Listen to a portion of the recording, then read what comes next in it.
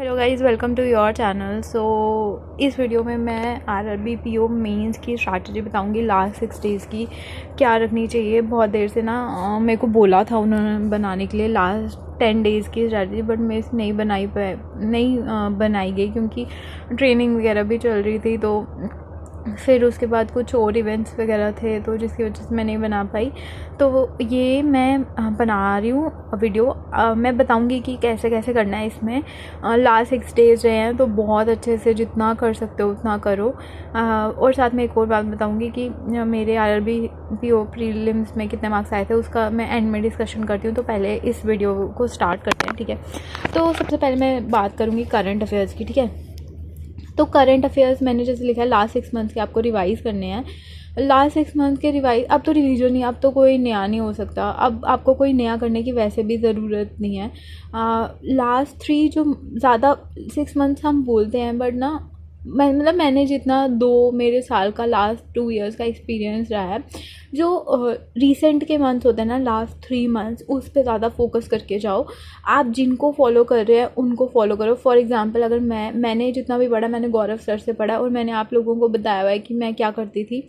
मैं current affairs पढ़ती थी, देन उसका रिवीजन सर की 300 बेस्ट वीडियो से करती थी। एंड बीच बीच में जब भी मुझे टाइम लगता था ना, मतलब मैं नोट्स नहीं बनाती थी, मैं उनकी वीडियो सुनती थी। एंड देन उसके बाद ना जो हैंड रिटन नोट्स होते हैं ना सर के, वो मैं उससे मैं रिवीजन करती थी जब भी टाइम मिला। तो अभी जितना भी दिन है ना, आपको बस रिवीजन, अगर 6 मंथ्स की नहीं हो पा रही है ना, तो कोशिश करो लास्ट 3 मंथ्स की अच्छे से करो, जितने अच्छे से हो सकती है उसको रिवाइज़ करो।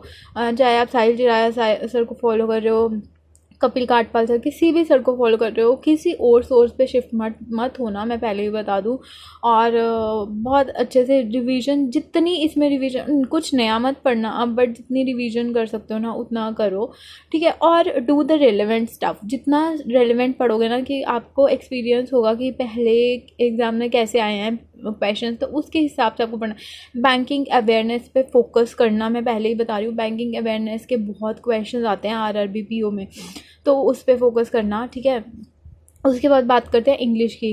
और इसमें ना आप छोटी छोटी क्विजेस लगा सकते हो। अगर नहीं भी लगानी है ना, तो सर जो गौरव सर टेस्ट सीरीज़ वो करते हैं ना, टेस्ट सीरीज़ लॉन्च करते हैं, उसको अटेम्प्ट करो, वो बहुत हेल्पफुल रहती है कई हद तक, उसको बार बार रिवाइज़ करो, ठीक है।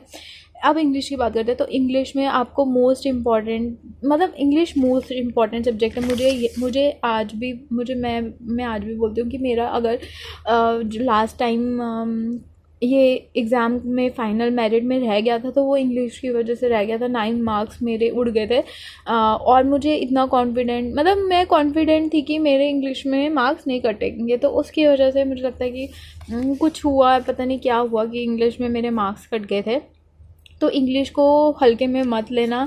ये एक ऐसा सब्जेक्ट है, इंग्लिश और करंट अफेयर्स, जो आपकी सिलेक्शन को रोक भी सकते हैं और आपकी सिलेक्शन को, मतलब आपको सिलेक्शन दिलवा भी सकते हैं।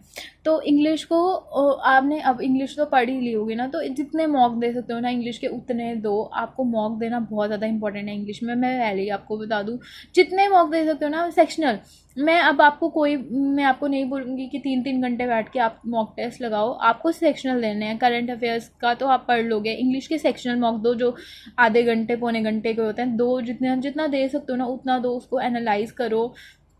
मॉक देना, इसमें मॉक देना is more important than anything, ठीक है। मतलब आपको मॉक देने ही पड़ेंगे, इसका और कोई तोड़ नहीं है कि आप इंग्लिश कैसे करोगे।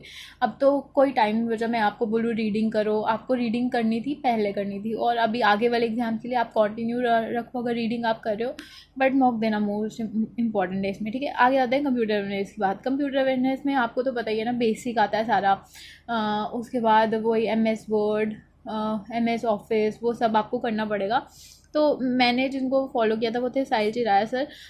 तो मैं उनकी सारी वीडियो, अब तो वो नहीं है शायद, हाँ, क्योंकि वो एज अ टीचर कहीं गवर्नमेंट टीचर लग गया है, अब वो अन अकेडमी में नहीं पढ़ाते हैं। बट उनके पुराने लेक्चर होंगे, आप उनसे भी कर सकते हो, उनके प्रैक्टिस सेट होते थे, वो कर सकते हो, ठीक है। मैंने साहिल चिराया सर से पढ़े थे, किया था, उसको भी आपको क्विजेज लगा सकते हो, वो बहुत इंपॉर्टेंट है। अगर आप अनअकैडमी पे नहीं हो, मतलब अगर आप किसी और को फॉलो करना चाहते हो यूट्यूब पे, तो अरोरा एजुकेटर भी हैं एक यूट्यूब पे। मैंने उनको फॉलो नहीं किया हुआ, बट मैंने सुना हुआ है कि वो बहुत अच्छे अच्छे पढ़ाते हैं, और उनके बहुत सारे लेक्चर्स मैंने देखे हैं। मैंने प्रैक्टिस उनसे की थी थोड़ी सी, कुछ वीडियोज़ में, मतलब उनकी वीडियोज़ आती है ना प्रैक्टिस सेट की, तो मैंने वो कुछ लगाई था, ठीक है। तो कंप्यूटर अवेयरनेस आपको करनी है। ये current affairs, English, computer awareness important है, इसको हल्के में मत लेना। देन क्वांट्स और रीजनिंग तो किसी लोगों की बहुत स्ट्रॉन्ग एक सब्जेक्ट होता है, किसी का दूसरा सब्जेक्ट होता है, तो ये तो करना ही करना है। अब क्वांट्स के लिए मैं आपको बोलूँगी कि हर्षल सर, मैंने लिटरली हर्षल सर को फॉलो किया हुआ है। मैं मीन्स की बात करी उसके लिए, ठीक है। तो आपको भी मतलब जितने मेंस के जो सर क्लासेस ले रहे हैं ना, वो सब लगाओ, ठीक है। जितनी लगा सकते हो ना उतनी क्लासेस लगाओ। उसमें ये नहीं करना कि आपको देखना नहीं है, आपको खुद से सॉल्व करने हैं क्वेश्चन। जितने सर क्वेश्चन, उस वीडियो को रोको, पॉज करो, क्वेश्चन सॉल्व करो, देन देखो सर ने किस तरीके से करवाया है, और सेक्शनल मॉक दो। इसके भी क्वांट के नहीं भी दे सकते हो तो चलेगा, लेकिन इंग्लिश के देना बहुत ज़्यादा इंपॉर्टेंट है। क्वांट्स का आप जितनी प्रैक्टिस कर सकते हो उतनी प्रैक्टिस करो। हर्षल सर की मैं बात कर रही हूँ, अगर आप उनके वो लर्निंग कैप्स जो भी, सॉरी, उनका जो भी चैनल है उस पे हो, तो लर्निंग नीति पे, तो वो आप फॉलो कर सकते हो। और आप उनके जो यूट्यूब पे चलते हैं मेंस के सेशन, उनसे आप कर सकते हो, ठीक है। अब आते हैं रीजनिंग के बाद। रीजनिंग में आपको सेक्शनल देना पड़ेगा, ठीक है। रीजनिंग में मैं नहीं बोलूँगी कि हाँ भाई आप क्लासेस देखो, आप कोई टाइम नहीं है। आप जितनी सेक्शनल दे सकते हो मॉक मेंस के उतने दो, जितनी प्रैक्टिस कर सकते हो उतनी ही प्रैक्टिस करो, क्योंकि ये तो प्रैक्टिस से ही आता ना। और बेसिकली ना थोड़ा बहुत लक भी होता है हमारे मेंस में कि हमारा भाई हमने पज़ल उठाया और वो बन गया, तो वो मतलब हमें देखना पड़ेगा कि हम किस तरह के पज़ल वहाँ पे सॉल्व कर सकते हैं, तो आपको वही उठाना है वहाँ पे। सबसे ज़्यादा मुझे लगता है कि जितना भी मेंस में देखा ना मैंने, selection is the most important thing. आपको सिलेक्ट करने हैं क्वेश्चंस की, पहले तो आपको ये सिलेक्ट करने हैं कि भाई आपको जो कौन से क्वेश्चंस नहीं कर सकते उनको छोड़ ही दो, उनको नहीं करना, ठीक है। जो आपको लगता है कि आपसे नहीं होंगे। और एक और बात मैं आपको रीजनिंग में एक बात बताऊँगी कि क्रिटिकल रीजनिंग को करना बहुत इंपॉर्टेंट है यार।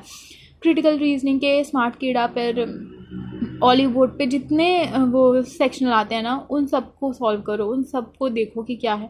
क्योंकि मेरे को अभी भी याद है कि SBI क्लर्क में मैंने आधे से ज़्यादा रीजनिंग में पजल भी बनाया था, लेकिन मैंने आधे से ज़्यादा क्रिटिकल रीजनिंग के क्वेश्चन अटैम्प्ट किए थे। तो मैं वही बोल रही हूँ कि आपको जो लगे ना कि आपको श्योर हो कि क्रिटिकल रीजनिंग में ये अटैम्प्ट करे बिना मत छोड़ना। मैं आपको मतलब उसको अटैम्प्ट करना ही करना, क्योंकि क्रिटिकल रीजनिंग आती ही है एग्ज़ाम्स में। सो अब तो इसमें ये भी हो गया कि सेक्शनल टाइमिंग है, तो उसको देख के आपको ही करना पड़ेगा अटैम्प्ट। सो और किसी ने मुझे पूछा था कि